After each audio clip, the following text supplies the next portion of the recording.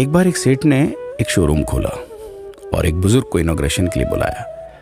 उद्घाटन के बाद जैसा कि होता है कि शोरूम के मालिक ने उन बुजुर्ग की बड़ी इज्जत की। बड़ी इज्जत अफजाई करने के बाद उनको बताया कि देखिए, यहाँ पे 21,000 चीज़ें हैं इस शोरूम में बेचने के लिए।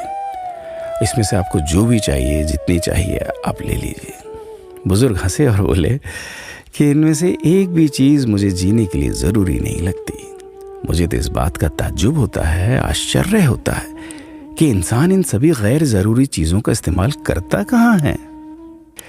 अब देखिए, एयर फ्रेशनर के बिना किसकी सांस रुक गई? फेस वॉश का इस्तेमाल नहीं किया तो कौन काला हो गया? होम थिएटर लाकर कितने लोग कलाकार बन गए? कंडीशनर से किसके बाल मुलायम और काले हुए हैं? अरे, जो डाइनिंग टेबल यूज़ करते हैं, क्या उनके घुटने नहीं दुखते? थोड़ा दिमाग पर जोर डालकर याद कीजिए कि हैंड वॉश के बिना आपके किस दादा के पेट में कीड़े हो गए थे।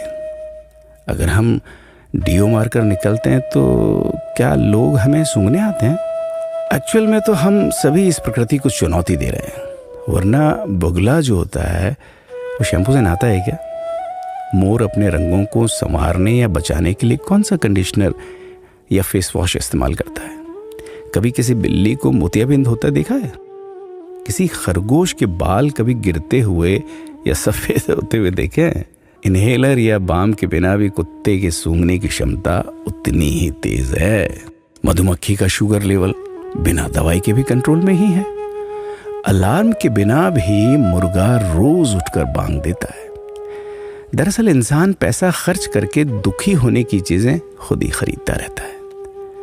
नेट बंद तो दुखी, लाइट जाए तो दुखी, मोबाइल का चार्जर खराब तो दुखी, केबल टीवी कट जाए तो दुखी, मच्छर मारने की दवाई ना मिले तो दुखी, महिलाओं को मेकअप ना मिले तो दुखी, मैचिंग कपड़े नहीं मिले तो दुखी।